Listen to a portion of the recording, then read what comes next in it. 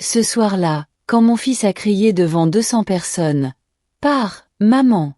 Ma fiancée ne veut pas de toi », j'ai compris que certains mots marquent à jamais. Je m'appelle Margaret. J'ai 57 ans, et voici comment un mariage a brisé notre famille, mais aussi bouleversé ma vie. Ce devait être un jour exceptionnel. Nous nous y préparions depuis des mois. Le jardin était orné de fleurs blanches. La musique résonnait depuis le soir. Les tables étaient recouvertes de nappes que j'avais cousues à la main, au prix de nombreuses nuits blanches. Tout était magnifique. Mon fils Daniel allait épouser Sarah, cette femme aux yeux pâles et au sourire distant, apparue 2 ans auparavant et qui avait bouleversé nos vies. Je portais la robe bleu foncé que ma mère avait portée à mon mariage. J'avais soigneusement relevé mes cheveux. Je voulais être belle et présentable, comme il se doit pour une mère de mariée. En entrant dans la salle de réception, Sarah m'a regardée. Elle n'a rien dit. Elle a juste murmuré quelque chose à Daniel. Il s'est approché rapidement, le visage crispé. J'ai reconnu ce regard. C'était la même expression qu'il avait enfant, quand il savait qu'il avait fait une bêtise mais qu'il n'osait pas l'avouer. « Maman, dit-il doucement. Sarah dit que ta robe attire trop l'attention. Le bleu est trop vif. » J'eus l'impression de recevoir un coup de poing en plein cœur, mais je gardai mon calme. « Ce n'est rien, mon fils. Je peux me changer si tu veux. J'ai apporté une autre robe dans la voiture. » « Non, maman. » Sa voix se fit plus dure. « Il vaut mieux que tu partes. »« Quoi ? » Sarah est très stressée. Elle dit que tu la mets mal à l'aise. Que tu l'as toujours méprisée. La salle était bondée. La musique résonnait. Les gens parlaient, sans se rendre compte de ce qui se passait à 3 mètres de la table d'honneur. « Daniel, je suis ta mère. J'ai aidé à organiser ce mariage. J'ai payé la moitié de tout.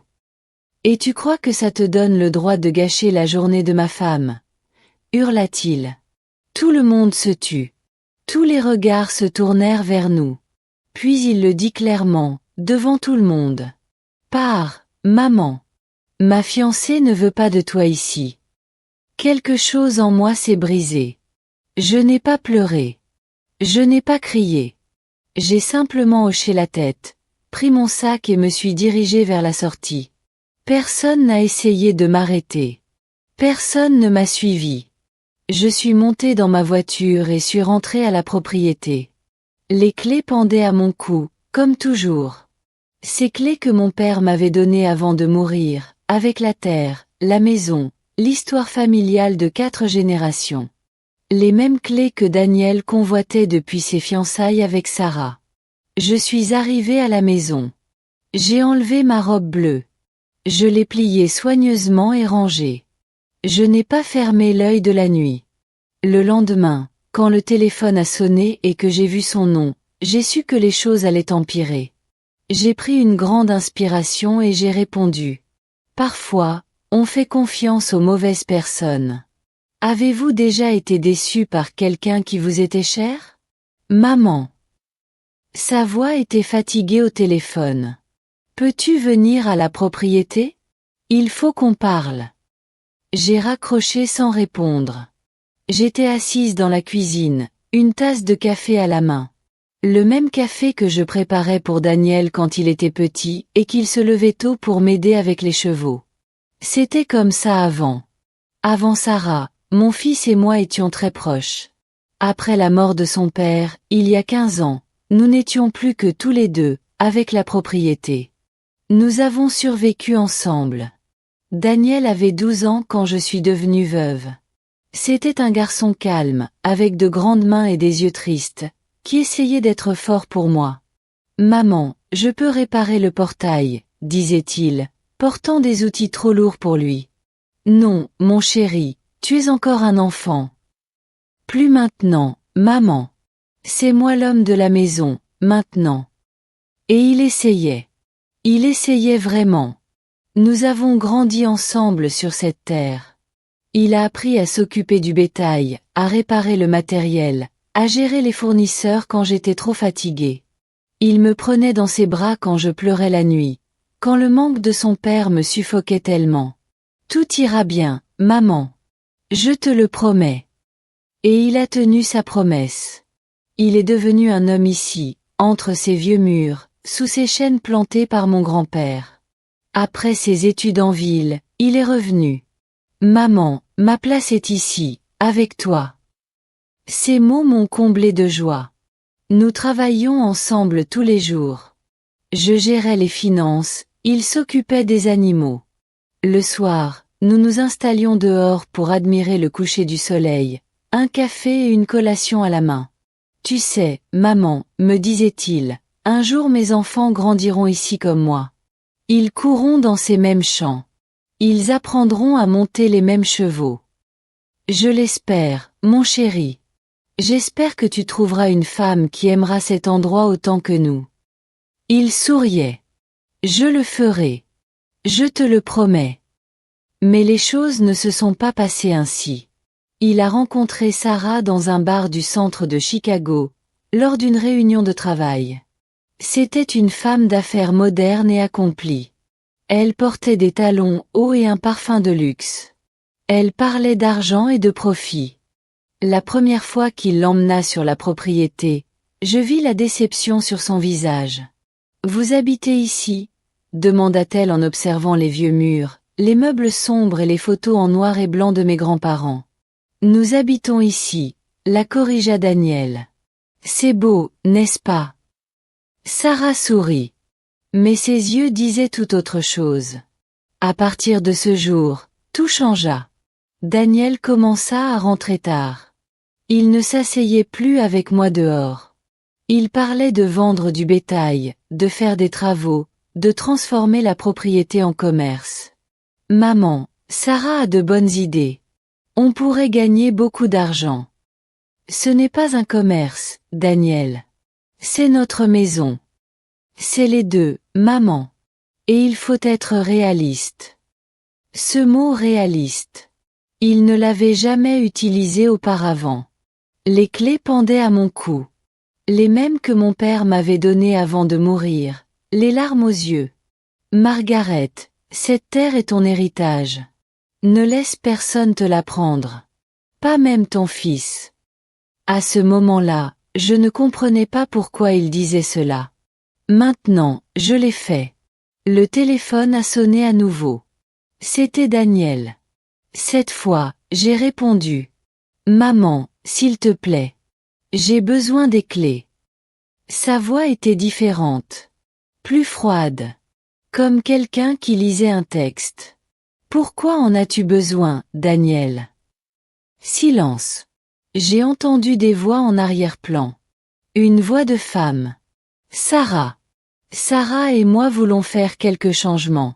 Tu sais, moderniser un peu les choses. Peut-être repenser le salon. Remplacer les vieux meubles. Ces vieux meubles ont été fabriqués par ton arrière-grand-père de ses propres mains. Maman, s'il te plaît, n'en parle pas.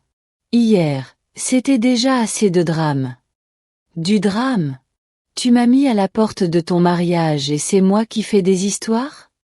Tu as choisi de porter cette robe en sachant. Daniel, c'était la robe de ta grand-mère. Celle qu'elle portait quand elle a épousé ton grand-père, sur cette même propriété que tu veux maintenant rénover. Un autre silence. Plus long. Maman, les choses changent. Les traditions changent. Sarah a raison. On ne peut pas vivre dans le passé. Sarah a raison. Ces trois mots ont commencé à définir mon fils après sa rencontre avec elle. Quand est-ce que tu reviens? Ai-je demandé, essayant de changer de sujet. Justement, maman. Sarah et moi n'allons plus vivre là-bas. On reste dans l'appartement en ville. C'est plus pratique pour son travail. J'ai eu l'impression qu'on m'arrachait le souffle. Mais tu avais dit que tu élèverais tes enfants ici. Que c'était ta maison. C'est vrai. Mais j'ai aussi besoin de construire ma vie avec ma femme. Ma femme. Il ne prononçait plus son nom avec amour. Il le prononçait comme s'il signait un contrat.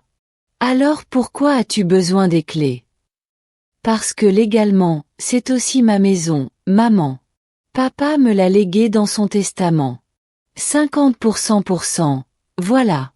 La vérité. Son père lui avait bien légué la moitié de la propriété. Mais les clés, le contrôle, la gestion, il me les a léguées. Avec une condition précise. Margaret décidera de l'avenir de la propriété tant qu'elle sera en vie et en pleine possession de ses facultés mentales.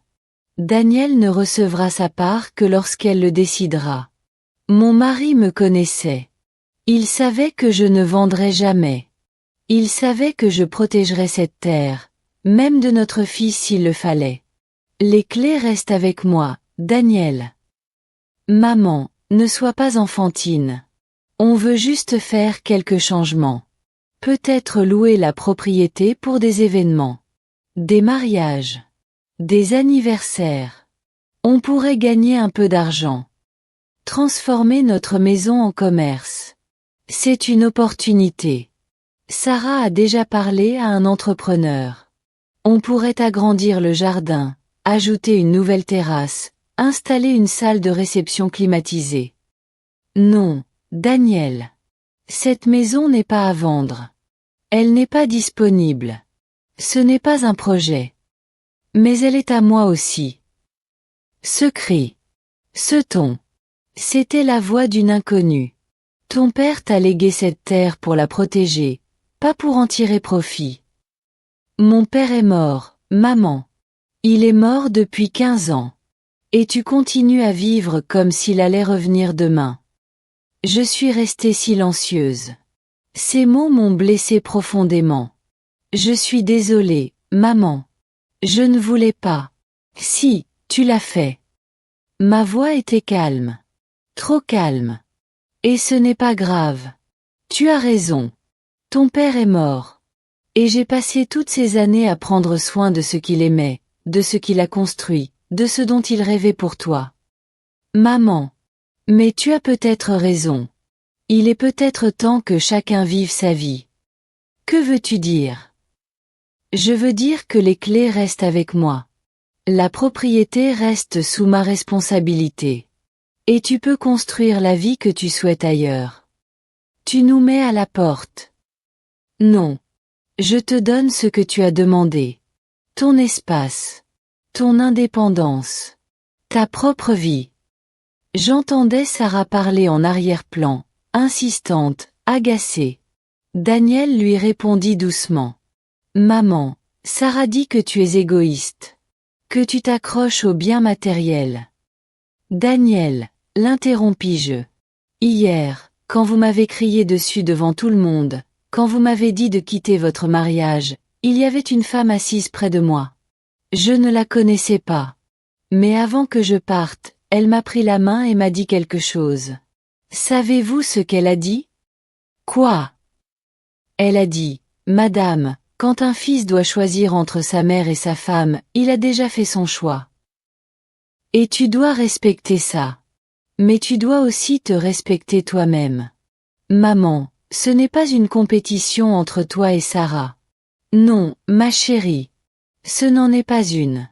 Parce que dans une compétition, les deux veulent gagner. Et je ne veux plus me battre. Je veux juste la paix. Et les clés. J'ai touché le collier où elles étaient accrochées. Froid, lourd, chargé d'histoire. Les clés restent là où elles ont toujours été. Avec moi. Jusqu'au moment opportun. Et quand sera-t-il?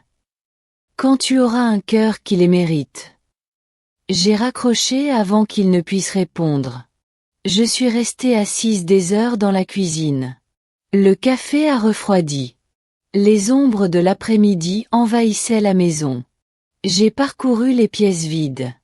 J'ai touché les vieux murs. J'ai regardé les photos. Mon père avec son chapeau de cow-boy. Ma mère avec son châle de soie. Daniel enfant sur son premier cheval. Dans le bureau de mon mari, sur le bureau en bois, se trouvait la dernière lettre qu'il m'avait écrite avant de mourir. Je l'avais lue tant de fois que je connaissais chaque mot. Margaret, mon amour, si tu lis ceci, je ne suis plus là. Pardonne-moi de te laisser seule avec tant de responsabilités. Prends soin de la terre. Prends soin de notre fils. Mais surtout, prends soin de toi. Ne laisse personne te faire douter de ta valeur. La femme la plus forte que j'ai jamais connue. Je t'aimerai toujours. Ce soir-là, pour la première fois en 15 ans, je n'ai pas pleuré mon mari décédé. J'ai pleuré mon fils vivant. Car il existe des douleurs pires que la mort. Comme celle de voir quelqu'un qu'on aime devenir un être méconnaissable. Les clés pendaient à mon cou. Et je savais que bientôt, je devrais m'en servir d'une manière que je n'aurais jamais imaginée. Avez-vous déjà eu à choisir entre l'amour et le respect de soi? 3 jours passèrent sans que Daniel n'appelle. 3 jours où je me réveillais en m'attendant à voir son camion arriver sur le chemin de terre. 3 jours où je préparais du café en plus, au cas où. 3 jours où je me surprenais à vérifier mon téléphone toutes les demi-heures. Le 4e jour, j'ai décidé que l'orgueil ne valait pas plus que mon fils. Je l'ai appelé. Maman. Daniel. Ma voix tremblait. On peut parler. Silence. Je l'ai entendu parler à quelqu'un d'autre. À elle. Bien sûr, maman. Dis-moi. Pas au téléphone. Rentre à la maison. Je vais préparer le dîner. Toi et Sarah. Je veux tout recommencer. Un silence s'installa. Des voix chuchotèrent en arrière-plan. Sarah dit qu'elle ne sait pas si c'est une bonne idée. J'avalai ma salive avec difficulté. S'il te plaît, mon fils. Laisse-moi arranger les choses. Laisse-moi mieux la connaître. Peut-être n'ai-je pas été juste avec elle. Ces mots me faisaient mal car je n'y croyais pas. Mais j'en avais besoin. Vraiment, maman. Vraiment. Viens demain. Je te préparerai un pain de viande, celui que tu aimes, et une tarte aux pommes en dessert. J'entendis sa voix s'adoucir. Mon fils était toujours là, quelque part. D'accord. On viendra demain vers 7 heures. Parfait. Je t'attendrai. J'ai raccroché et j'ai regardé la cuisine. Le vieux fourneau où ma mère m'avait appris à cuisiner. Les pots en terre cuits hérités de ma grand-mère. Les caropins que nous avions rapportés de Floride pour notre mariage. Étais-je vraiment prête à céder? À échanger ma tranquillité contre sa présence? Oui. Parce que c'est ce que font les mères. On plie. On cède. Mais on ne lâche pas prise. J'ai passé toute la journée suivante à préparer le dîner. J'ai fait la pâte à la main. J'ai fait mijoter la viande à feu doux. J'ai dressé la table avec la nappe brodée, les bougies, la vaisselle en porcelaine que nous ne sortions que pour les grandes occasions. J'ai enfilé une simple robe beige. Rien qui puisse attirer l'attention. J'ai relevé mes cheveux. Je portais les boucles d'oreilles en perles que mon mari m'avait offertes pour nos 10 ans de mariage. Les clés étaient accrochées à mon cou, cachées sous ma robe. À 7 minutes moins 7, ils sont arrivés. Quand j'ai vu le camion de Daniel se garer devant la maison, mon cœur s'est emballé comme celui d'une enfant qui attend son père. Pathétique, ai-je pensé. Mais je n'ai pas pu m'en empêcher. Je suis sortie pour les accueillir. Daniel est descendu le premier. Chemise blanche, jean foncé, cheveux plaqués en arrière. Il était beau. Il avait changé. Comme un acteur jouant mon fils. Sarah sortit ensuite. Robe bordeaux moulante, talons hauts, cheveux lisses et impeccables, maquillage parfait. Elle portait un sac de marque et son téléphone. Bonsoir, Margaret, dit-elle avec un sourire forcé. Sarah, merci d'être venue. Entre, je t'en prie. Daniel m'embrassa rapidement sur la joue. Forcément. Ça sent bon, maman. C'est ton plat préféré. Le pain de viande. Ils entrèrent. Sarah jeta un coup d'œil autour d'elle avec ce regard que je connaissais. Un regard scrutateur. Comme si elle évaluait tout. C'est charmant, finit-elle par dire. La maison a 120 ans, expliquai-je en fermant la porte. Mon arrière-grand-père l'a construite lorsqu'il a acheté ce terrain. Waouh! Elle a du cachet, c'est sûr. Ils s'installèrent au salon pendant que je terminais. De la cuisine, je les entendais parler à voix basse. Des rires nerveux. Des silences gênants. Quand je suis revenue avec le thé glacé, Sarah prenait des photos du salon avec son téléphone. « Tu aimes la déco ?» ai-je demandé, en essayant d'avoir l'air amical. « Oh oui. C'est très authentique. Je prenais juste des photos pour les envoyer à ma cousine. Elle adore le style vintage. » Vintage. Comme si ma vie était une mode. Le dîner est prêt. Venez dans la salle à manger. Nous nous sommes installés à la longue table en bois. Daniel à sa place habituelle, à ma droite. Sarah en face de lui. J'ai servi les assiettes avec soin, en veillant à ce que tout soit impeccable. Bon appétit, ai-je dit en m'asseyant. Daniel a goûté le pain de viande. Il a fermé les yeux. Maman, mon Dieu! Personne ne fait un pain de viande aussi bon que toi. J'ai souri. Pour la première fois depuis des jours, quelque chose me semblait normal. Je suis contente que ça te plaise, mon chéri. Sarah a pris une petite bouchée. Elle a mâché lentement. Elle a posé sa fourchette. C'est bon. Mais je ne supporte pas trop les épices. Ça me donne mal au ventre. Il n'y a pas trop d'épices, ai-je dit. Mais je peux t'apporter autre chose si. Non, non. Ça va. Je mangerai ce que je peux. Silence. Le tic-tac de l'horloge résonnait bruyamment. Eh bien, dis-je finalement, je voulais que tu viennes parce que je veux m'excuser. Daniel leva les yeux. Sarah fit de même. J'ai été injuste envers vous deux. À votre mariage. Avec tout. C'est votre vie, votre mariage, et je dois apprendre à respecter ça. Les mots sortirent avec difficulté. Comme s'ils avaient été répétés. Sarah sourit pour la première fois. Un vrai sourire. Merci, Margaret. Ça compte beaucoup. Pour nous. Daniel prit ma main. Maman, je suis allé trop loin aussi. Je n'aurais pas dû te crier dessus. Surtout pas devant tout le monde. C'est fini, mon fils. L'important, c'est d'aller de l'avant. Exactement, ajouta Sarah. Aller de l'avant. Un nouveau départ. Nous avons trinqué avec du thé glacé comme une famille normale. Comme si de rien n'était. Après le dîner, alors que je servais la tarte aux pommes, Sarah se leva. Excusez-moi. Je dois aller aux toilettes. Bien sûr. Deuxième porte à gauche. Elle est partie. Daniel et moi étions seuls. Maman, merci d'avoir fait ça. Je sais que ça n'a pas été facile. Rien n'est facile avec toi, mon chéri. Mais ça en vaut toujours la peine. Il a souri. Mon garçon. Toujours là. Sarah est une bonne femme, maman. Vous avez juste besoin d'apprendre à mieux vous connaître. Je sais. Et je vais essayer. Vraiment. Nous avons discuté un moment. Il m'a parlé de leur lune de miel en Californie. De leur projet pour l'appartement. Du nouveau travail que Sarah avait trouvé dans une grande entreprise. Tout semblait parfait.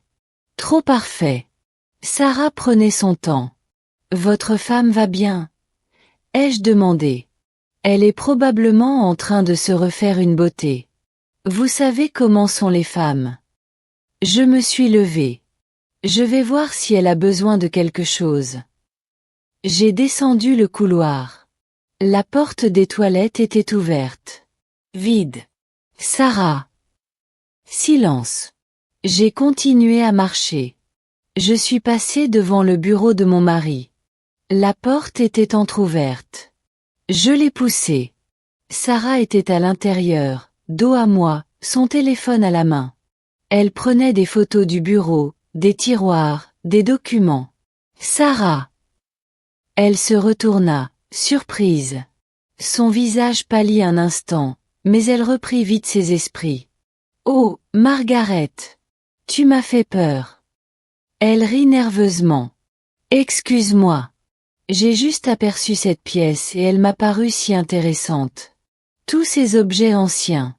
C'est le bureau de ton mari? Oui. Bien sûr. Excuse-moi. Elle rangea son téléphone dans son sac. Il y a de très belles choses. J'adore le vintage. Ce mot revenait sans cesse. Cette pièce est généralement fermée à clé. La porte était ouverte. Je me suis dit que je pouvais jeter un coup d'œil. Excuse-moi. Oui. Ne t'inquiète pas. Retournons voir Daniel. Nous sommes retournés dans la salle à manger. Sarah s'est assise comme si de rien n'était. Souriante, détendue. Mais pas moi. Nous avons terminé le dessert en bavardant sans conviction. Sarah a complimenté la maison à 3 reprises.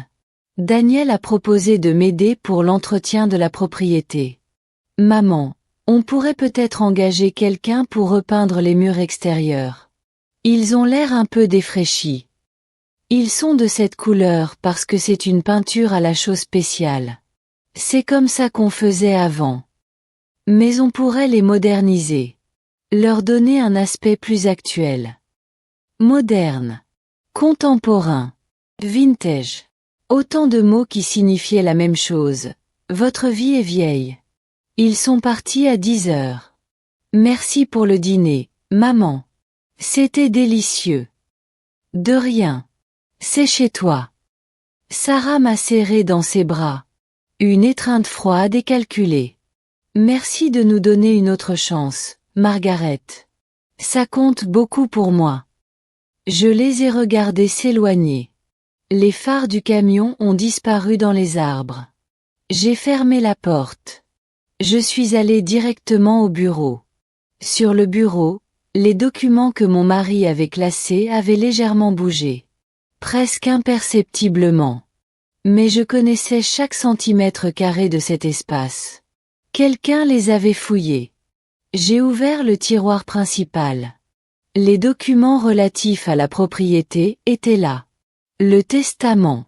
Les titres de propriété. Tout était en ordre. Mais il manquait quelque chose. L'enveloppe jaune. L'enveloppe où mon mari gardait une lettre importante. Une lettre qu'il m'avait fait promettre de n'ouvrir que si jamais quelqu'un tentait de me prendre la propriété. J'ai fouillé chaque tiroir, chaque étagère, derrière les livres. Elle n'y était pas. Un frisson m'a parcouru l'échine. J'ai effleuré les clés autour de mon cou. Et pour la première fois, j'ai compris que je n'étais pas paranoïaque.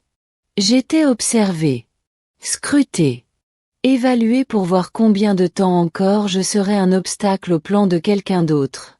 Je n'ai pas fermé l'œil de la nuit.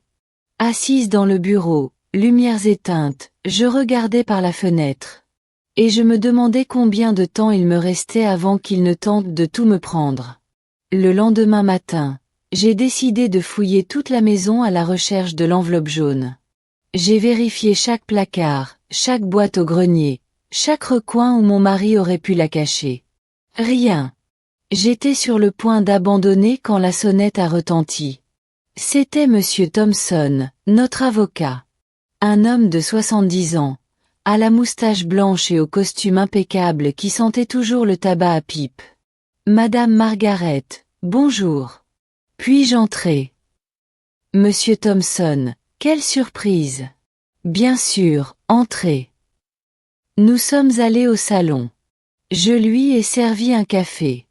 Il s'est assis avec ce regard grave que les avocats arborent quand les nouvelles sont mauvaises. Margaret, je suis là parce que j'ai reçu un appel étrange hier. Étrange. De votre belle-fille, Sarah. J'ai eu un pincement au cœur. Sarah vous a appelé. Oui. Elle m'a dit que vous lui aviez demandé de me contacter. Que vous vouliez examiner le testament de votre mari. Qu'il y avait des questions concernant la répartition des biens. Je ne lui ai jamais rien demandé de tel. Monsieur Thompson hocha lentement la tête. Je m'en doutais. C'est pour ça que je suis venu. Margaret, cette jeune femme a posé des questions très précises. Elle voulait savoir si les 50% de Daniel étaient cessibles. S'il pouvait vendre sa part sans votre consentement. S'il existait une clause vous donnant un pouvoir absolu sur les biens. Et que lui avez-vous répondu? Je lui ai dit que ces informations étaient confidentielles. Que je ne pouvais en discuter qu'avec vous ou votre fils, en votre présence. Elle s'est beaucoup énervée. Il prit une gorgée de café. Margaret, y a-t-il quelque chose que je devrais savoir? Je lui ai tout raconté. Le mariage. Les cris. Le dîner. Les photos au bureau. L'enveloppe disparue. Monsieur Thompson écouta en silence, fronçant les sourcils. Cette enveloppe dont vous parliez. Celle qui contenait la lettre de votre mari. Oui. Savez-vous ce qu'elle disait? Je sais que votre mari m'a demandé de préparer un document il y a des années. Peu avant sa mort. Mais il ne m'a jamais dit ce qu'il contenait. Il m'a seulement demandé de certifier sa signature et de la conserver dans une enveloppe jaune scellée. En avez-vous une copie? Non. Votre mari a été très clair. Un seul original. Entre vos mains. Il m'a dit que c'était une protection. Une assurance. Contre quoi? Monsieur Thompson me regarda avec des yeux fatigués, témoin de trop de tragédies familiales. Contre cela, je suppose. Contre le jour où quelqu'un essaiera de vous prendre ce qui vous appartient. Il partit une demi-heure plus tard. Non sans m'avoir mis en garde. Margaret, faites attention. J'ai vu des cas comme celui-ci. Quand l'argent et les biens sont en jeu, les gens changent. Même les familles. Daniel n'est pas comme ça. Daniel, peut-être pas. Mais Sarah. Je ne répondis pas. Parce que je n'avais pas de réponse. Cet après-midi-là, j'ai reçu un texto de Daniel. Maman, Sarah t'invite à déjeuner demain. Juste vous deux. Pour mieux vous connaître. Qu'en dis-tu? Un pressentiment me disait de ne pas y aller. Mais une autre voix, plus forte, me soufflait que je devais savoir ce qui se tramait. Bien sûr. À quelle heure? À 14 heures. Au restaurant du coin. Ironique, non? J'y serai. Le lendemain, je me suis habillée avec soin. Pantalon noir, chemise blanche, veste simple. Les clés sous ma chemise, comme toujours. Je suis arrivée 5 minutes en avance. Sarah était déjà là. Assise à une table près de la fenêtre, téléphone à la main, un verre de vin blanc devant elle. Elle avait l'air détendue, confiante. Comme une joueuse d'échecs qui connaît déjà l'issue de la partie. Margaret, quelle ponctualité. Asseyez-vous, je vous prie. Je me suis assise.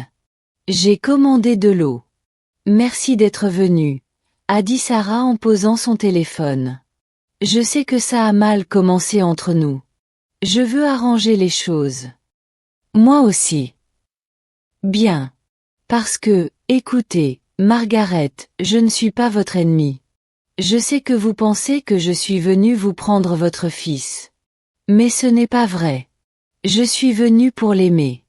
Et cela implique de respecter sa famille. Elle semblait sincère. Presque crédible. Je suis heureuse de l'entendre. Et c'est pourquoi je veux être honnête avec vous. Elle se pencha en avant. Daniel est stressé. Très stressé.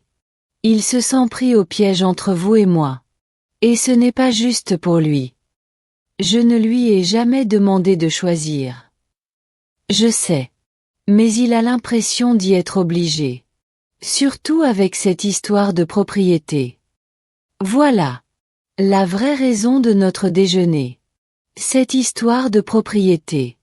Margaret, nous savons toutes les deux qu'une propriété, c'est immense, magnifique, plein de potentiel.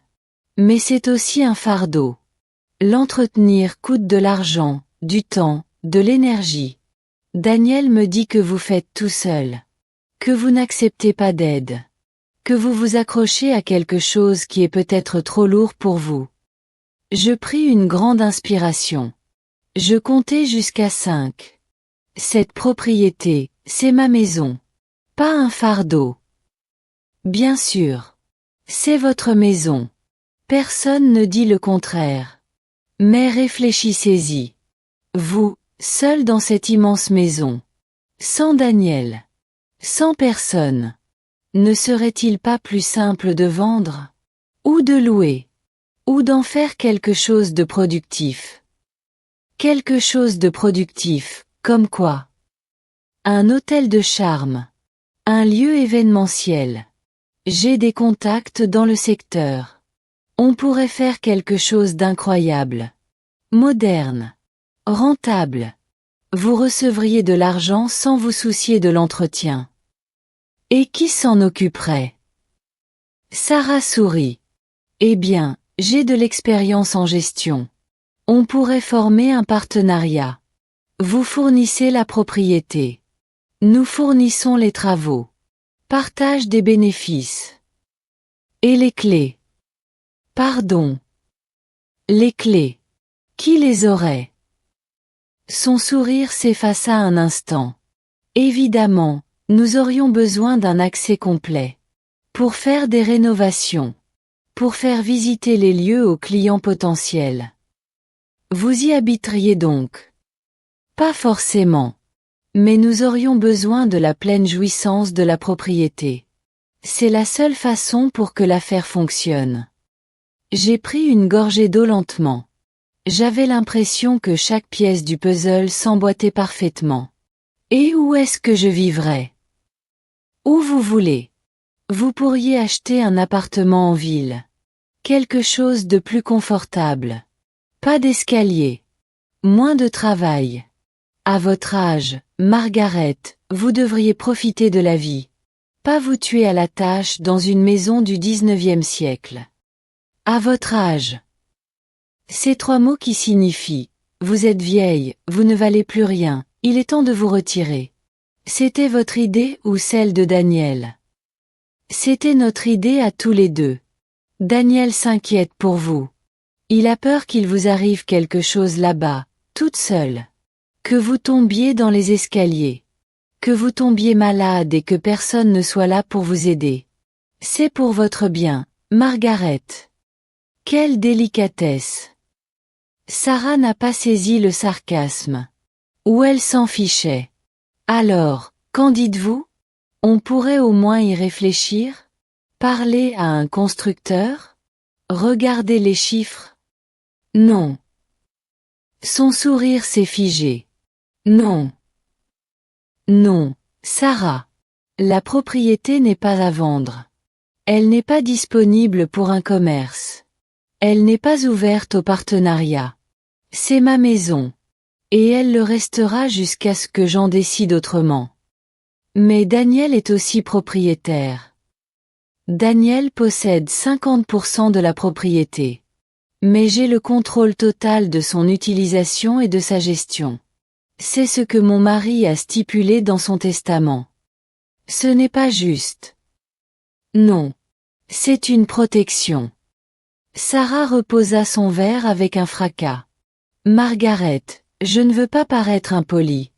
Mais tu es égoïste. Cette propriété pourrait changer la vie de ton fils. La vie de ta famille. Et tu t'y accroches comme si elle était plus importante que nous. Elle n'est pas plus importante. Elle est différente. La propriété est un héritage. Toi, tu n'es que de passage. Elle pâlit. De passage. Les mariages peuvent se terminer, Sarah. Les entreprises peuvent faire faillite. Les promesses peuvent être rompues. Mais la terre? La terre demeure. Je me suis levée. J'ai laissé de l'argent sur la table pour mon eau. Merci pour l'invitation. Mais je crois que nous n'avons plus rien à nous dire. Margaret, attendez. Transmettez mes amitiés à mon fils. Dites-lui que s'il veut me voir, il sait où me trouver. Je quittai le restaurant, le cœur battant la chamade, mais les jambes fermes. Je montai dans ma voiture. Assise un instant, je repris mon souffle. Je sortis les clés de sous ma chemise. Je les pris dans ma main. Froide, lourde, réelle. Et à cet instant, je sus que la guerre avait commencé. Mais cette fois, je n'allais pas abandonner. Ce soir-là, alors que je préparais du thé dans la cuisine, j'entendis un camion arriver. Il était 11 heures. Mon cœur s'emballa. Je pensai à Daniel. Peut-être était-il venu me parler. S'excuser. Me dire que Sarah avait tort. Mais quand j'ouvris la portière, c'était la voiture de Monsieur Thompson. Il en sortit rapidement, un dossier à la main et un regard que je ne lui avais jamais vu. Margaret, excusez-moi pour l'heure. Mais vous devez voir ceci. Qu'y a-t-il, Monsieur Thompson? Nous sommes allés au salon. Il ne s'est pas assis. Il a posé le dossier sur la table avec précaution, comme s'il contenait quelque chose de dangereux. Après notre conversation d'hier, je n'arrêtais pas de penser à ce document que votre mari m'avait demandé de certifier. Je suis allé aux archives de mon bureau.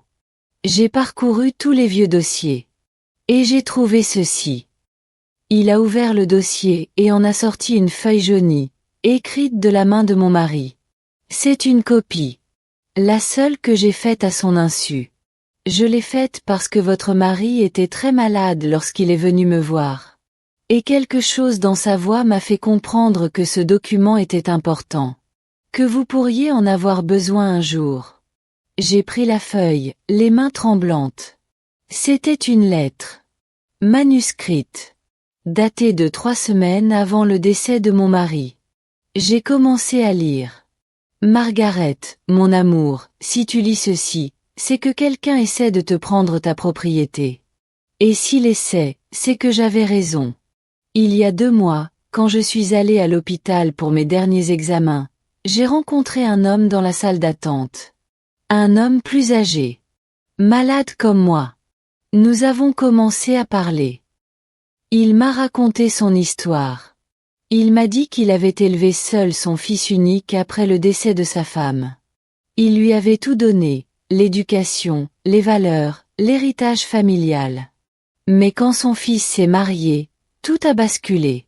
Sa belle-fille a commencé à le manipuler, petit à petit. D'abord par des paroles aimables, puis par des promesses d'amélioration. Finalement, elle l'a convaincu de signer une procuration. Elle lui a dit que c'était pour l'aider dans ses démarches médicales. L'homme a signé. Et 2 semaines plus tard, son fils et sa belle-fille ont vendu sa maison. Ils l'ont placé en maison de retraite. Ils ont tout gardé. Quand il m'a raconté cela, il pleurait. Il m'a dit, ce n'est pas mon fils qui m'a trahi, c'est mon fils manipulé. Mais le résultat est le même. Je suis mort seul, sans maison, sans dignité. Margaret, cette histoire m'a hanté jusqu'à ma dernière nuit. Et j'ai compris que je devais te protéger. Non pas de Daniel, mais de quiconque pourrait le changer. C'est pourquoi j'ai écrit cette lettre. C'est pourquoi j'ai rédigé le testament ainsi. Non pas parce que je ne fais pas confiance à notre fils, mais parce que j'ai confiance en toi.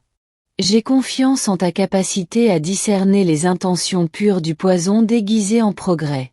Si quelqu'un te force à remettre les clés, si quelqu'un te fait sentir vieux ou incapable, si quelqu'un essaie de te convaincre que cette propriété est un fardeau, résiste.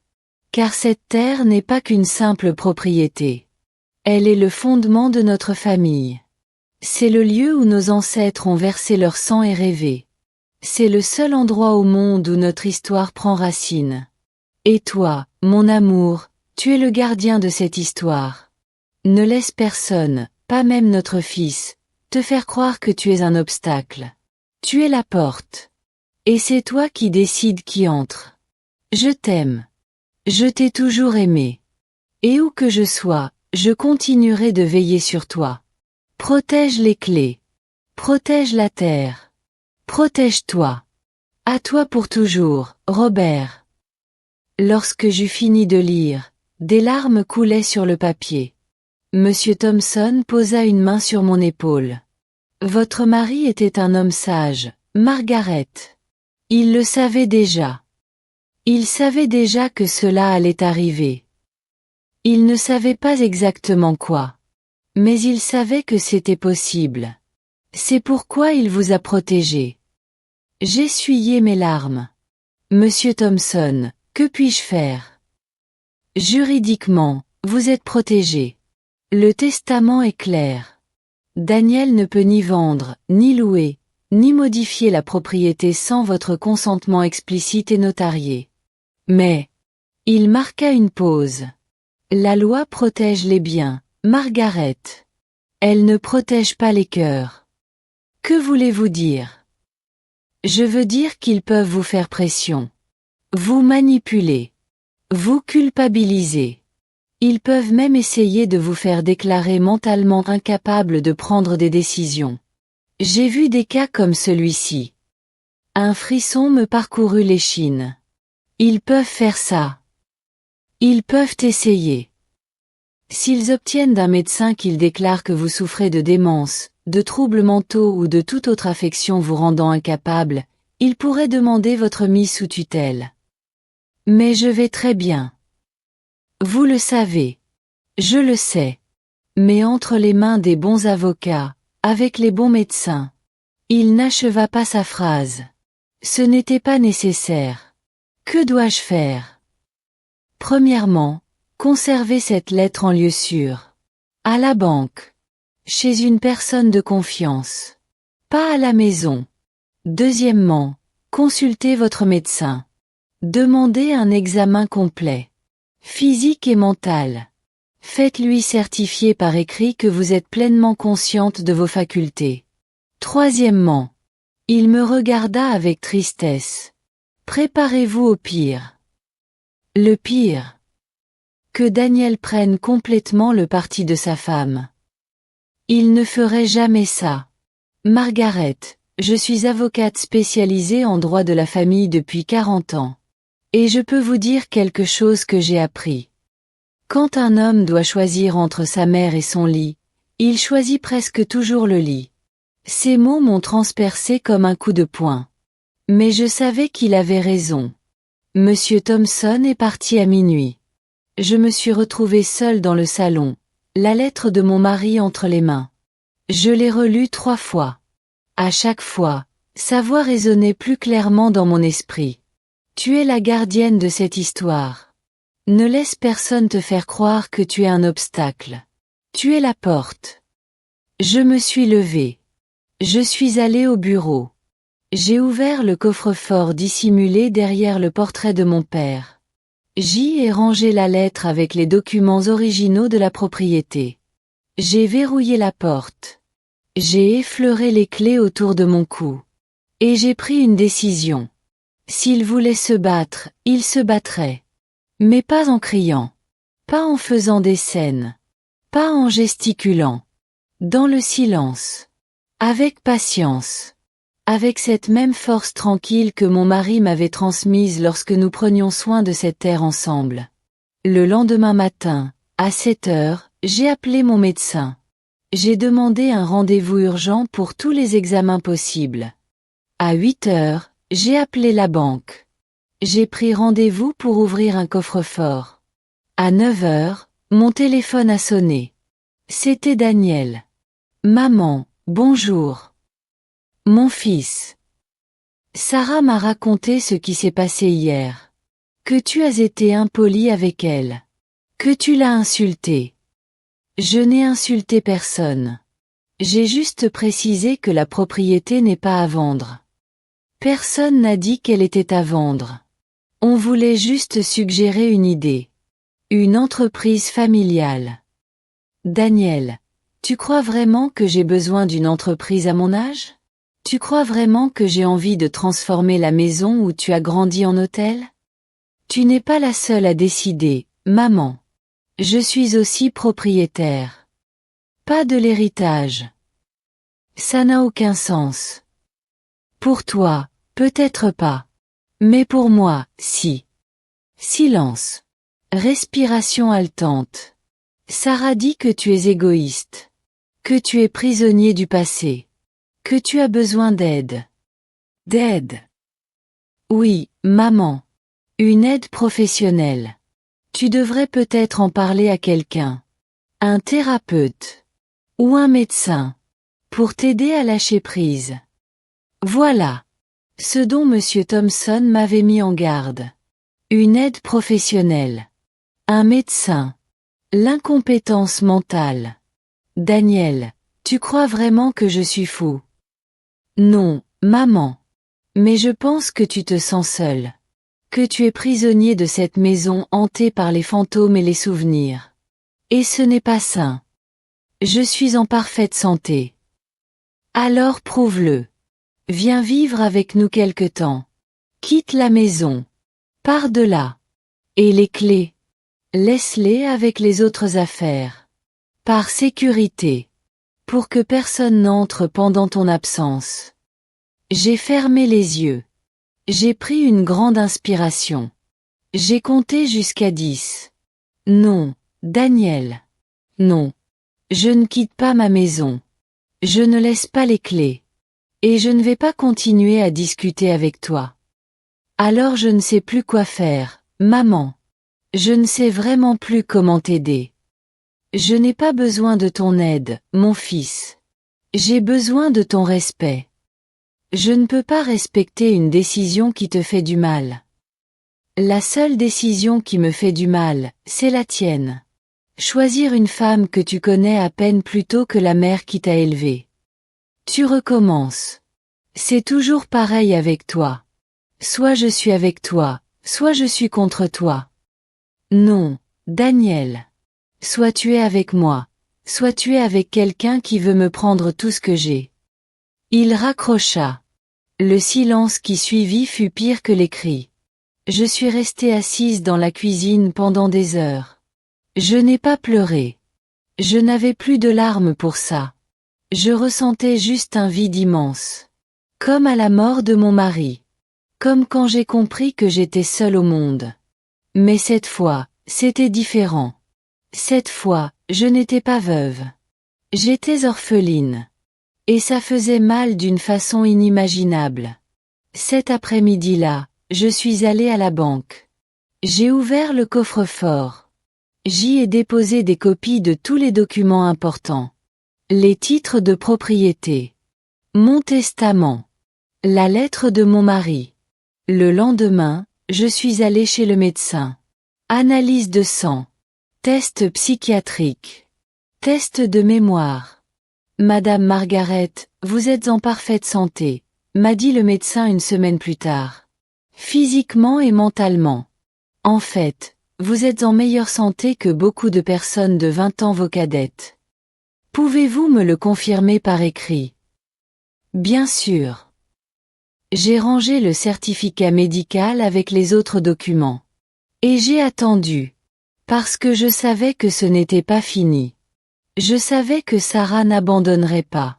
Et je savais que mon fils, mon garçon, mon Daniel, était perdu dans un endroit où je ne pouvais plus l'atteindre. Les clés pendaient autour de mon cou. Et pour la première fois de ma vie, je sentais que leur poids n'était pas une protection. C'était la solitude.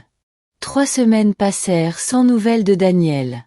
3 semaines où mon téléphone resta muet. 3 semaines où chaque bruit sur la route me faisait courir à la fenêtre, espérant apercevoir son camion. Mais il ne vint jamais. Jusqu'à ce jeudi après-midi. J'étais dans le jardin, en train de tailler les rosiers que ma mère avait plantés 40 ans plus tôt, quand j'ai entendu le moteur. Pas un seul camion. 2. Et une voiture. J'ai enlevé mes gants. J'ai essuyé la sueur de mon front. Daniel est sorti du premier camion. Sarah de la voiture. Et 2 hommes avec des mallettes sont sortis du deuxième camion. Des avocats, à en juger par leur apparence. J'ai eu un mauvais pressentiment. Daniel, qu'est-ce qui se passe? Il évitait mon regard. Il s'est approché de moi d'un pas raide. Comme un soldat obéissant aux ordres. Maman, il faut qu'on parle. À l'intérieur. Qui sont-ils? Ce sont des avocats. Maître Williams et Maître Smith. Ils sont venus nous aider à régler la situation. Quelle situation? Sarah s'est avancée, souriant comme si elle arrivait à une fête. Margaret, ne t'inquiète pas. On veut juste régler quelques questions juridiques. Rien de grave. Je ne les ai pas invités à entrer. Maman, s'il te plaît, a dit Daniel d'une voix fatiguée. N'en rajoute pas. Quelque chose dans son ton m'a glacé le sang. Mais j'ai ouvert la porte. Nous sommes tous allés au salon. Les avocats étaient assis sur le canapé. Sarah occupait le fauteuil principal. Daniel se tenait près de la fenêtre, le regard perdu au loin. Comme s'il aurait voulu être n'importe où ailleurs. J'étais assise en face d'eux. Mes clés, sous ma chemise, me pressaient contre la poitrine. Maître Williams, un homme en costume gris et lunettes sans monture, ouvrit sa mallette. Madame Margaret, bonjour. Je suis Maître Williams, représentant légal de Monsieur Daniel Taylor. Nous sommes réunis aujourd'hui car mon client souhaite faire valoir ses droits de copropriétaire de ce bien. Il connaît déjà ses droits et leurs limites. C'est précisément pour cela que nous sommes là. Il sortit des documents. Nous avons examiné le testament de votre défunt mari. Et bien que vous ayez la gestion du bien, une règle permet au copropriétaire de demander le partage des actifs s'il estime que la gestion actuelle diminue la valeur du patrimoine. Diminue. Ce bien est en parfait état. Physiquement, peut-être. Mais économiquement. Il posa des papiers sur la table. Ça perd de la valeur. Ça ne génère aucun revenu. Ça n'a aucune utilité. Et d'après nos calculs, les frais d'entretien dépassent tout avantage potentiel. C'est ma maison. Pas un commerce. Juridiquement, madame, c'est les deux. Une propriété privée avec une valeur commerciale. Et ma cliente a le droit d'exiger que cette valeur soit protégée. J'ai regardé Daniel. Il était toujours debout, dos à moi, le regard perdu par la fenêtre. Daniel, est-ce que tu as demandé ça? Il n'a pas répondu. Sarah a répondu à sa place. Margaret, Daniel veut seulement le meilleur pour tout le monde. Y compris pour toi. Regarde cet endroit. C'est immense. Vieux. Difficile à entretenir. Tu es seul ici. Et si tu tombes malade? Si tu tombes? Si quelque chose arrive et que personne ne s'en aperçoit pendant des jours? J'ai un téléphone. J'ai des voisins. Vous avez 57 ans, Margaret. Et même si vous êtes en bonne santé maintenant, combien d'années de plus pourrez-vous supporter cela? 5. 10. Et après? Laisserez-vous cette propriété se délabrer jusqu'à ce qu'elle ne vaille plus rien? Elle vaut bien plus que vous ne pouvez l'imaginer. Tout ne se mesure pas en argent. Maître Smith, plus jeune et me toisant d'un sourire, prit la parole. Madame, personne ne remet en question votre attachement émotionnel. Mais il faut être réaliste. Cette propriété a une valeur marchande d'environ 3 millions de dollars. Si elle était vendue, elle n'est pas à vendre. Ou si elle était louée pour des événements, elle pourrait rapporter entre 30 et 50 000 dollars par mois. Cela représente plus d'un demi-million de dollars par an. De l'argent qui pourrait profiter à toute la famille. Cela ne m'intéresse pas. Même pas pour l'avenir de votre fils? Pour vos futurs petits-enfants? Le mot « petits-enfants » me frappa de plein fouet. Je regardais Sarah. Elle souriait. Elle savait exactement où elle avait appuyé. Margaret, je suis enceinte de 3 mois, dit Sarah doucement. Daniel va être papa. Tu vas être grand-mère. Le temps s'arrêta. Quoi? Daniel se retourna enfin. Ses yeux étaient rouges. C'est vrai, maman. C'est pour ça qu'il faut penser à l'avenir. à subvenir aux besoins de notre enfant, à lui offrir de la stabilité. Je ne savais pas. Pourquoi je n'ai pas? Pourquoi? Parce que tu étais tellement occupé à te disputer avec nous que tu n'as pas vu ce qui se passait. Les larmes me brûlèrent les yeux. Mais je les retins. Félicitations, mon fils. Vraiment. Alors comprends, maman. Il ne s'agit plus seulement de nous deux. Il s'agit de mon enfant. Ton petit-fils. Et il mérite d'avoir des parents qui ne sont pas stressés par l'argent. Qui peuvent lui offrir une éducation. Des opportunités. Un avenir. Et c'est moi qui l'en empêche. Tu ne l'en empêches pas. Tu ne fais que compliquer les choses inutilement. Maître Williams reprit la parole. Madame Margaret, mon client est disposé à trouver un accord. Nous ne voulons pas aller au tribunal. Nous voulons éviter que cela ne dégénère. Mais si vous ne coopérez pas, nous serons obligés de demander le partage forcé des biens à un juge. Et dans ce processus, beaucoup de choses pourraient être révélées. Des choses que vous préféreriez sans doute garder secrètes. Lesquelles? Votre âge. Le fait que vous viviez seul. Votre refus d'accepter de l'aide. Un juge pourrait interpréter cela comme de l'obstination. Il pourrait remettre en question votre capacité à prendre des décisions rationnelles. Voilà. La menace dont M. Thompson m'avait averti. J'ai des certificats médicaux qui prouvent que je suis pleinement en possession de mes facultés. Des certificats que vous avez demandés récemment. Ce qui, aux yeux d'un juge, pourrait paraître suspect. Comme si vous saviez que vous seriez interrogé. Comme si vous vous prépariez à vous défendre contre quelque chose. Je me suis levé. Ça suffit. Tout le monde dehors. Maman. J'ai dit dehors. Ma voix était plus forte que prévu. C'est ma maison. Et tant que ça le sera, je déciderai qui entre et qui sort. Sarah s'est levée elle aussi. Les mains sur son ventre à peine visibles. Margaret, pense à ton petit-fils. Veux-tu vraiment qu'il grandisse en sachant que sa grand-mère a préféré une vieille maison à son avenir? Je veux qu'il grandisse en sachant que sa grand-mère avait de la dignité. Qu'elle n'a pas vendu son âme ni son histoire pour de l'argent. Ce n'est pas qu'une question d'argent, a crié Daniel. C'est mon héritage. Ce que mon père m'a laissé. Et vous me le prenez. Ton père t'a légué bien plus que des biens, Daniel. Il t'a légué des valeurs. Des principes. Le respect de l'héritage bâti par les générations précédentes. Ces valeurs ne paient pas les factures.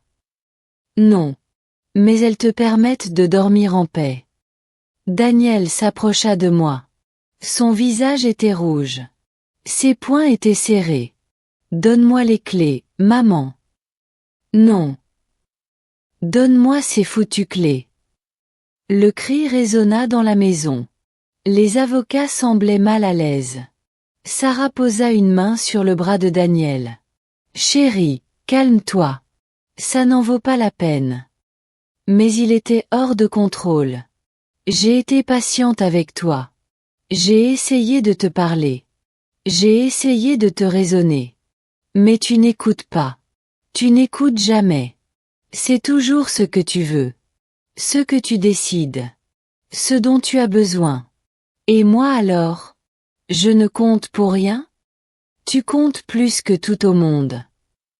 Alors prouve-le. Donne-moi ce qui m'appartient. Donne-moi mon héritage.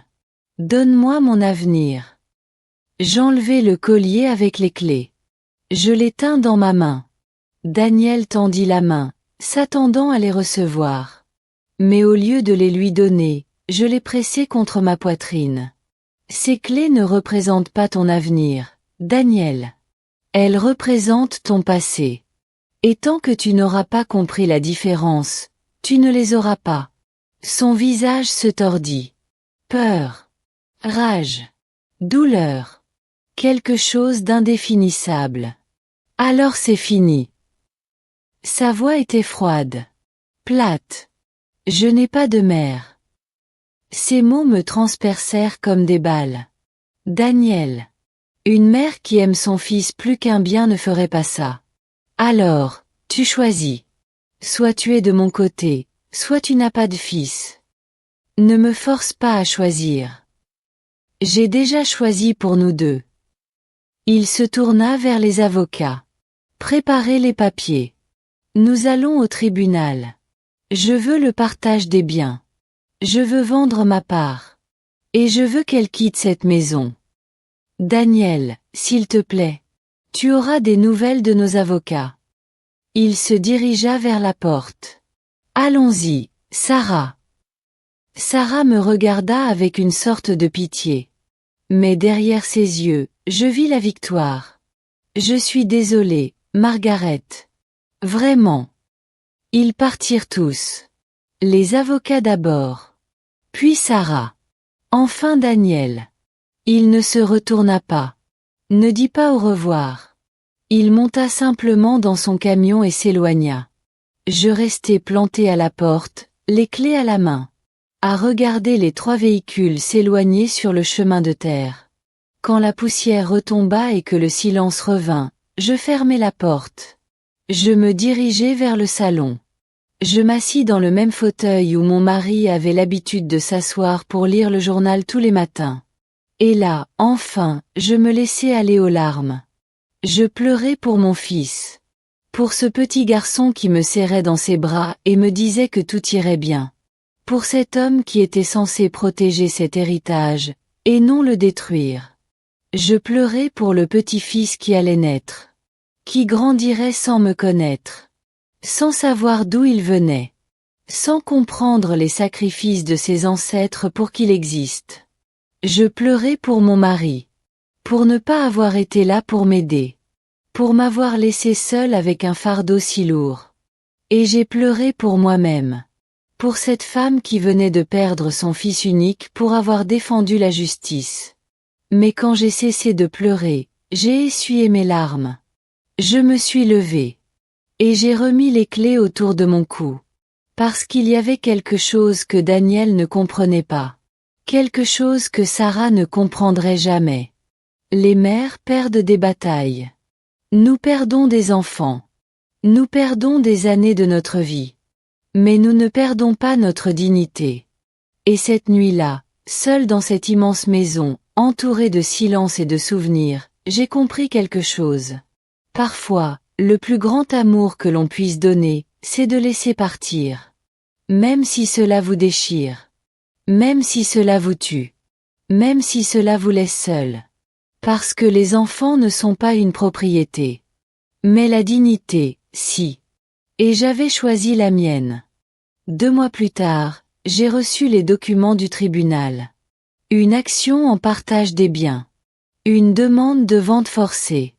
Des arguments concernant une mauvaise gestion et la dégradation de la propriété. Monsieur Thompson les a passés en revue avec moi dans la cuisine. Margaret, ça va être long. Peut-être des années. Et coûteux. Peut-on gagner? Juridiquement, oui. Le testament est clair. Mais émotionnellement. Il m'a regardé tristement. On a déjà perdu. Il avait raison. Je n'ai pas fermé l'œil de la nuit. Assise sur la véranda, je contemplais les étoiles.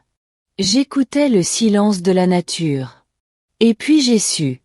J'ai su ce que je devais faire. Le lendemain matin, j'ai appelé Monsieur Thompson. Je veux faire un nouveau testament. Vous êtes sûr? Absolument. Je suis allé à son bureau. J'ai énoncé mes dernières volontés d'une voix ferme. Moi, Margaret Taylor, veuve de Robert, en pleine possession de mes facultés mentales, déclare ce qui suit. La propriété restera sous ma gestion jusqu'à mon décès. À ma mort, la totalité de la propriété sera léguée à une fiducie familiale qui ne pourra être vendue, divisée ni modifiée pendant 50 ans. Mon fils Daniel recevra 50% des bénéfices générés par la propriété si elle est louée pour des événements culturels, éducatifs ou historiques. Jamais à des fins commerciales privées. Les 50% restants seront gérés par une fondation qui protège les propriétés historiques américaines. Si mon fils tente de contester ce testament ou de vendre sa part, il perdra tous ses droits. Et son pourcentage ira intégralement à la fondation. Les clés de la propriété seront remises au directeur de la fondation. Ceci est mon testament et il est définitif. Monsieur Thompson me regarda longuement. Margaret, savez-vous ce que cela signifie? Cela signifie que personne ne gagnera cette guerre. Ni lui. Ni moi. Mais la terre, elle, gagnera. J'ai signé les documents. Je les ai fait notarier. Je les ai scellés. Et je suis rentré chez moi en paix pour la première fois depuis des mois. 2 semaines plus tard, Daniel l'apprit. Je ne sais pas comment. Peut-être que Monsieur Thompson le lui avait dit. Peut-être les ragots du village. Il m'appela à minuit. Ivre. En pleurs. Comment as-tu pu me faire ça, maman? Comment as-tu pu me prendre mon héritage? Je ne te l'ai pas pris, Daniel. Je l'ai protégé de toi-même. Tu es une sacrée égoïste. Non, mon chéri. Je suis une mère qui t'aimait trop pour te laisser détruire ce que ton père avait construit. Il raccrocha. Il ne rappela pas. Les mois passèrent. Le procès avançait lentement. Je continuais à vivre sur la propriété. À m'occuper des rosiers. À nourrir les poules. À contempler les couchers de soleil. Seul. Mais en paix. Parce que je comprenais quelque chose que mon mari avait toujours su. La terre n'a pas besoin qu'on la défende à grands cris. Elle se défend d'elle-même avec le temps. Avec patience. Avec la justice silencieuse que seule la nature connaît. Et je n'avais qu'à attendre. Les clés pendaient à mon cou. Elles ne me pesaient plus. Ce n'étaient que des clés. Et j'étais libre. 2 ans passèrent. 2 ans que je vivais sur la propriété. À m'occuper du terrain. À attendre sans espoir. Le procès était au point mort. Les avocats de Daniel ne pouvaient rien faire contre mon Nouveau Testament. Il était légal. Définitive. Parfait. Monsieur Thompson venait me voir tous les mois pour me donner des nouvelles. Toujours la même chose. Ils essaient encore. Mais ils n'ont aucune chance. J'acquiesçais. Je me servais un café. Je reprenais le cours de ma vie. Un après-midi d'octobre, Monsieur Thompson arriva avec une expression différente. Il n'avait pas sa mallette. Juste un air soucieux. Margaret, il y a quelque chose que vous devez savoir. Que s'est-il passé? Daniel et Sarah se sont séparés. Le temps s'arrêta un instant. Quand? Il y a 3 mois. Le divorce a été prononcé la semaine dernière. Et le bébé? Sarah a obtenu la garde exclusive. Elle est partie vivre au Texas avec sa famille. Daniel a un droit de visite supervisé toutes les 2 semaines. Je me suis assise lentement. Mes jambes ne me portaient plus. Que s'est-il passé? Soupira Monsieur Thompson. Ce qui arrive toujours aux femmes comme ça. N'ayant pas obtenu ce qu'elle voulait de vous, elle a cherché ailleurs. Elle a rencontré un hôtelier. Riche. Plus âgé. Sans famille. Daniel l'a retrouvé avec lui. Dans l'appartement qu'ils partageaient. J'ai ressenti un mélange de douleur et de tristesse si profond que je ne savais que dire. Comment va-t-il? Mal. Margaret. Très mal. Il a perdu sa femme. Son fils. Son travail. Tout. Son travail. Il a démissionné. Ou il a été licencié. Je ne sais pas exactement. Mais il vit dans un motel miteux près de la ville. Seul. Il boit trop, paraît-il. Les larmes ont commencé à couler, incontrôlables. Et pourquoi ne m'a-t-il pas cherché? Par orgueil. Par honte. Peut-être les deux. Monsieur Thompson est parti une demi-heure plus tard. Je suis restée seule dans la cuisine, avec mon café froid et le cœur brisé. Mon fils était anéanti. Seul. Perdu. Et je ne pouvais rien faire. Parce qu'il avait bâti cet enfer de ses propres mains. 3 semaines plus tard, en faisant des courses en ville, je l'ai aperçue. Sarah. Elle était dans un restaurant chic. Assise en terrasse avec un homme en costume. Cheveux gris. Montre de luxe. Un sourire de prédatrice. Elle riait. Elle flirtait. Rayonnait comme si de rien n'était. Comme si elle n'avait pas détruit mon fils. Comme si le bébé, soi-disant la raison pour laquelle elle s'était emparée de la propriété, n'avait jamais existé. Elle m'a vu. Nos regards se sont croisés. Un instant, son sourire a vacillé. Puis elle s'est reprise. Elle m'a fait un signe de la main comme si nous étions amis. Je n'ai pas répondu. J'ai continué mon chemin. Parce que j'ai compris quelque chose à cet instant. Sarah n'a jamais aimé Daniel. Jamais aimé le bébé. Elle n'a aimé que ce qu'il pouvait lui donner. Et quand cette source s'est tarie, elle en a cherché une autre. Ce soir-là, assise sur le porche, j'ai repensé à tout ce qui s'était passé. Le mariage. Les cris. Les menaces. Les avocats. La dernière fois que j'ai vu mon fils. Et j'ai compris que je n'avais pas gagné cette guerre. Mais Sarah non plus. Parce qu'elle a eu de l'argent. Oui. Elle a trouvé un nouvel homme. Oui. Mais elle a perdu quelque chose qu'elle ne retrouvera jamais. La paix.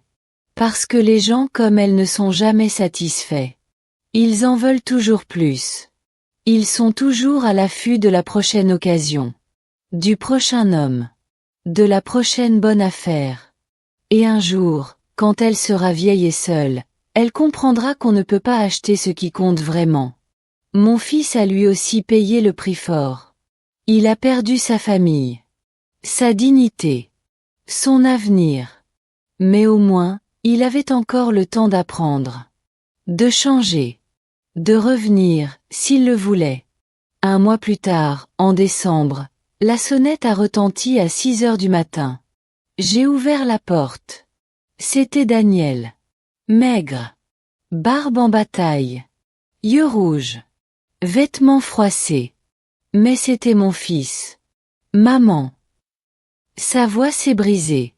Je suis désolée. Il n'a rien dit d'autre. C'était inutile. Je l'ai serré dans mes bras. Et il a pleuré comme lorsqu'il était petit et qu'il tombait de vélo. Il a pleuré pour tout ce qu'il avait perdu. Pour tout ce qu'il avait détruit. Pour tout ce qu'il ne retrouverait jamais. Et je l'ai serré contre moi. Parce que c'est ce que font les mères. Nous n'avons rien dit ce matin-là. Nous sommes restés assis dans la cuisine. Nous avons bu du café. Nous avons regardé le lever du soleil par la fenêtre. Les clés sont toujours à toi, maman, a-t-il fini par dire. Elles ont toujours été à toi. Je sais, mon chéri. Je sais. J'ai été un imbécile. J'ai été idiot. Elle m'a convaincu que tu étais le problème. Et je l'ai cru. Je sais. Comment le savais-tu? Comment savais-tu qu'elle était comme ça? J'ai touché les clés autour de mon cou. Ton père m'a appris à reconnaître quand quelqu'un aime la terre et quand il n'aime que ce qu'il peut en tirer. Daniel a hoché la tête. Les larmes coulaient toujours. J'ai tout perdu, maman. Mon fils. Mon mariage. Mon travail. Ma dignité. Pas tout. Tu m'as encore. Et tu as encore le temps de construire quelque chose de nouveau. Quelque chose de réel. Je ne sais pas si j'en suis capable. Je ne le savais pas non plus quand ton père est mort. Mais moi, je l'ai fait. Et toi aussi, tu le peux. Il est resté sur la propriété ce jour-là. Et le lendemain. Et le surlendemain. Nous n'avons pas parlé du procès. Nous n'avons pas parlé de Sarah. Nous n'avons pas parlé des clés. Nous avons simplement travaillé ensemble comme avant. Réparé les clôtures. Nourri les animaux. Contempler les couchers de soleil. Et peu à peu, mon fils a commencé à revenir. Non pas l'homme qui avait épousé Sarah, mais le garçon qui avait jadis promis de prendre soin de cette terre. 5 ans se sont écoulés depuis ce matin où Daniel a frappé à ma porte pour me demander pardon. Aujourd'hui, j'ai 62 ans. Mon fils a 38 ans. Et mon petit-fils, que j'ai enfin rencontré il y a 6 mois, a 4 ans et demi. Il s'appelle Robert, comme son grand-père. Il ne vit pas avec moi.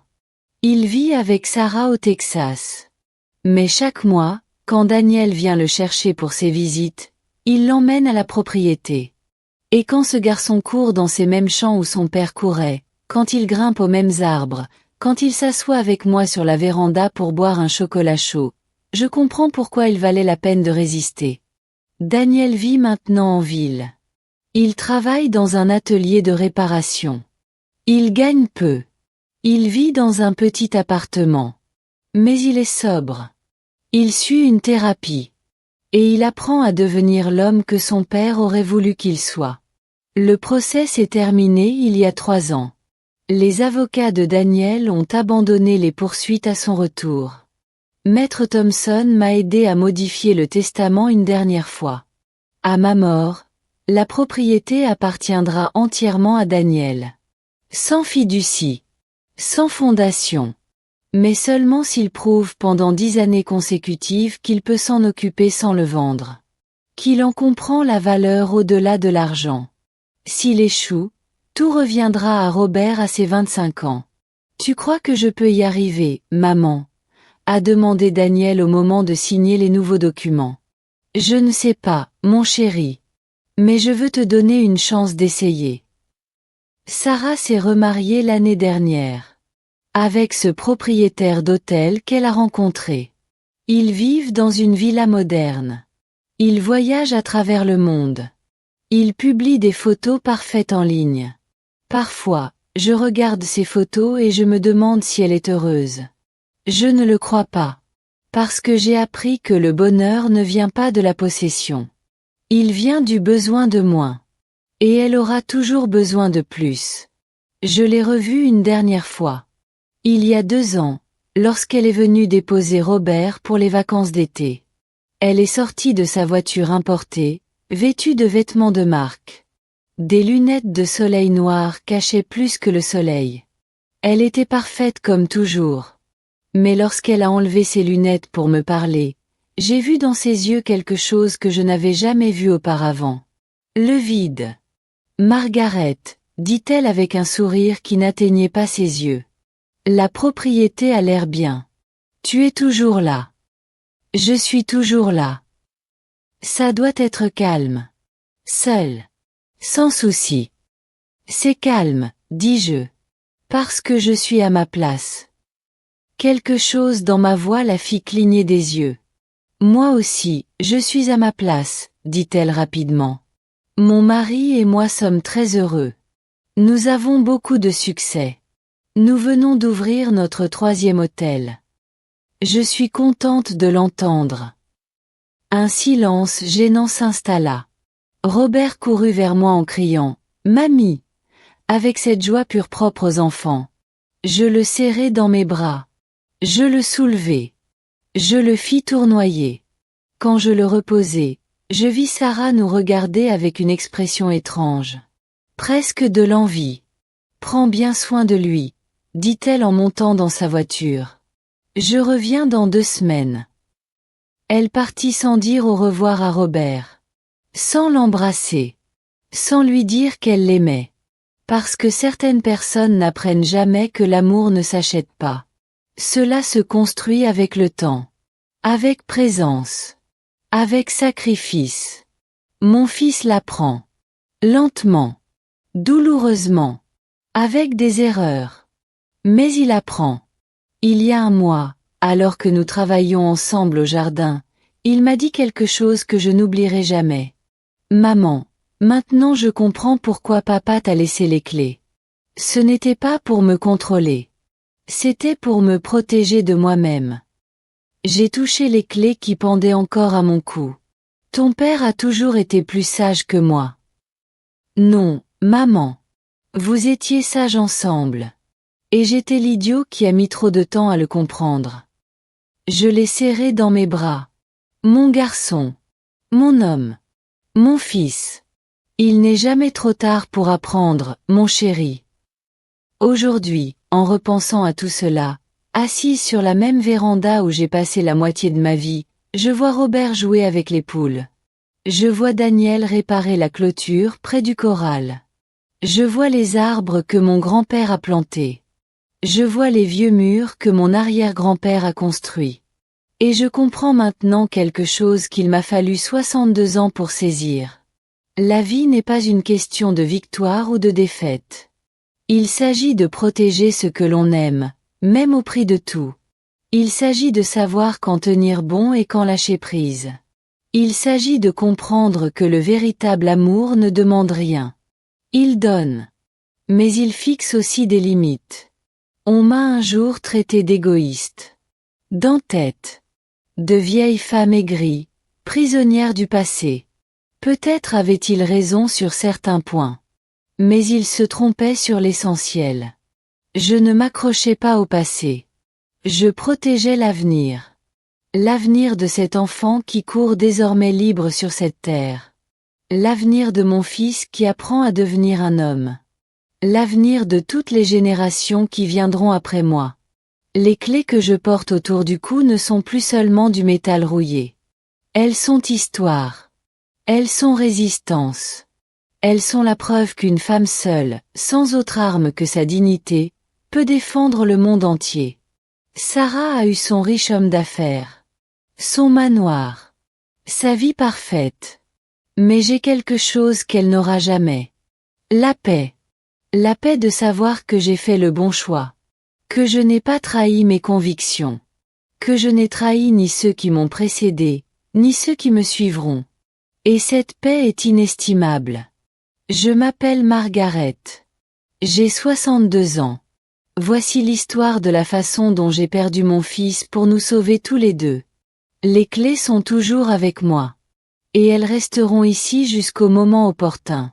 Car aujourd'hui, je sais quelque chose que j'ignorais il y a 5 ans. Le moment opportun n'est pas celui où je le décide. Il est celui où mon fils sera prêt à les recevoir. Et ce jour-là, je reposerai en paix.